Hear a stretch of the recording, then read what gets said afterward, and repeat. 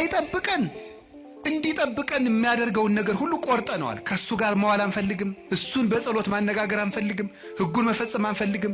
በቤቱ መኖር አንፈልግም። መታረቅ አንፈልግም። መስማማት አንፈልግም። በምን መልኩ ይጠብቀን? አብሮን ቢኖር ክፉ አይደርስብንም። አብሮን እንዳይኖር ደግሞ ቤታችን ቆልፈናል። እኔ በደጅ ቁሜ አንኳኳለሁ የሚከፍትልኝ ቢኖር ራት እበላለሁ ብሏል። የምንከፍተው እኮ ደጃፋችን መስኮታችን አይደለም፣ ልብ ነው ደጅ ያለው። ያን መክፈት ይጠበቅብናል። በየት ይግባ ክርስቶስ እኛ ጋር ለመግባት? ስለዚህ እንዳይጠብቀን ስናደርግ ክፉ ነገሮች ወደኛ ይመጣሉ። እንደ ቅዱስ ዮሐንስ አፈወርቅ ደግሞ አነጋገር እግዚአብሔር ክፉ ነገር ወደኛ የሚያመጣው አስፈራርቶ ወደ ቤት ለማምጣት ነው ይላል። ምን ለማድረግ ነው? በሉ ነገሩኝ እንጂ። አቤት አስፈራርቶ ወደ ቤት ለማምጣት። ይሄንን ቅዱስ ዮሐንስ አፈወርቅ በምን ይመስለዋል? ልጇ ቁማር እየተጫወተ ባስቸገራት እናት መስሎ ያስተምራል። ቁማር የዛሬውን ቁማር እኔ አላውቅም። የድሮ ሁሉ ቁማር አለ። ምን ግጫ ምናምን ቅልቦሽ የሚባል አለ በገጠር። ይሄ ገበጣ በጣም ብዙ አለ። በቃ የቁማር አይነት የገጠር ቁማር ነው። ይሄ እረኞች የሚጫወቱ በቁልፍ በምናምን ነው። ያን እየተጫወተ ሲያስቸግራት ምን ታደርጋለች ይላል? ማስክ የለበሱ የሚያስፈራሩ ጎልማሶችን ከጎረቤት ትልክበታለች ይላል።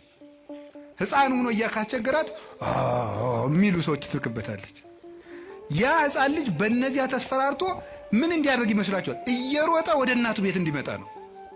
እንደዚያ የምታደርጉ እናቱ ልጇን ጠልታ ሳይሆን ልጇ ከዚያ ነገር እንዲወጣ የሚያስፈራሩ ሰዎችን ትልክበታለች። እግዚአብሔር ክፉ ነገሮች ወደኛ ሲመጡ ዝም የሚላቸው ዋናው ምክንያት ምንድነው ሲባል እነዚያ ነገሮች እንኳን ቢሆን አስፈራርተውን ቃለ እግዚአብሔር ስላልመለሰን፣ ምክር ስላልመለሰን፣ ንስሐ አባት ስላልመለሰን፣ መጽሐፍ ስላልመለሰን፣ ስብከት ስላልመለሰን፣ ምንም ነገር ስላልመለሰን ቢያንስ የሚያስፈራሩ ነገሮችን እንኳን መጥተው ወደ ቤቴ ቢመጡ ብሎ ነው። አይታችኋል አይደለም? አሁን በኮቪድ ጊዜ ሰው እግዚኦ ማረነ ክርስቶስ እግዚኦ እንዴ! ያን ጊዜ እኮ ታምር እኮ ነው፣ ታምር ነው። እኔ እንደውም ይገርማቸዋል። አጠቃላይ እኔ የዛን ጊዜ አንድ ጊዜ በኮቪዱ ጊዜ አንድ ወረዳ ገጠር ወረዳ ላይ ሄጄ ነበርና መነኮሳት ጓደኞች አሉኝ አባቶች፣ የወረዳው ካቢኔ በሙሉ ንስሐ ገባ ከነሱ። እንደው ሁሉ ጊዜ ኮቪድ በሆነ አልኩኝ እኔ እንደው ካቢኔ ሁሉ ንስሐ እንዲገባ እንደው ኮቪድ ትንሽ ቆየት ባለ ያስብላል በእውነቱ ማለት ነው። አሁን ሰው ይውላችሁ እግዚአብሔር የሚያስፈራሩ ነገሮችን የሚልክብን ለዚህ ነው። አንድ ችግር ሲገጥመን እንሰበሰብ። አምና የነነዌ እንግዲህ ታስታውሳላችሁ አይደል? ሁሉ ጊዜ እንሰበሰባለን። ችግር ሲመጣ እግዚኦ ማረነ ክርስቶስ እንላለን።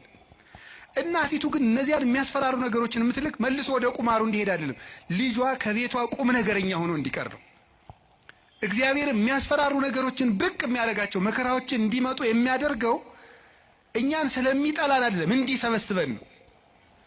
እግዚአብሔር ለነነዌ ሰዎች የሚገለብጥ መከራ መጣለው ያላቸው ተመልከቱ። ይሄ የእናትነት ስራ ነው የሰራው እግዚአብሔር። ሊያጠፋቸው ፈልጎ አይደለም፣ አስፈርቶ ወደሱ ማምጣት ነው የፈለገ። ቅዱስ ያሬድ ለዚህ ነው አንተ አቡነ ወአንተ እምነ ያለው። አንተ አባታችን ነህ፣ አንተ እናታችን ነህ። እግዚአብሔር እናት ነው። ልጆቹ እንዲከፉበት ስለማይፈልግ የሚያስፈራሩ ነገሮች ዮናስን እኮ ያለው ሂድና አስፈራራ ነው ያለው። አስፈራራቸው ፈርተው እንዲመለሱ ማለት ነው። ተጽናንቶ መመለስ ያቃተው ቢያንስ ፈርቶ እንዲመለስ ነው። ስለዚህ ፈርተው ተመለሱ። እግዚአብሔር ክፉ ነገሮችን የሚልካቸው ወይም ሰይጣን ክፉ ነገሮችን እንዲያመጣ እግዚአብሔር ዝም የሚለው ለምንድን ነው ካላችሁኝ፣ ፈርተን እንድንመለስ ነው። ምን አላችሁኝ?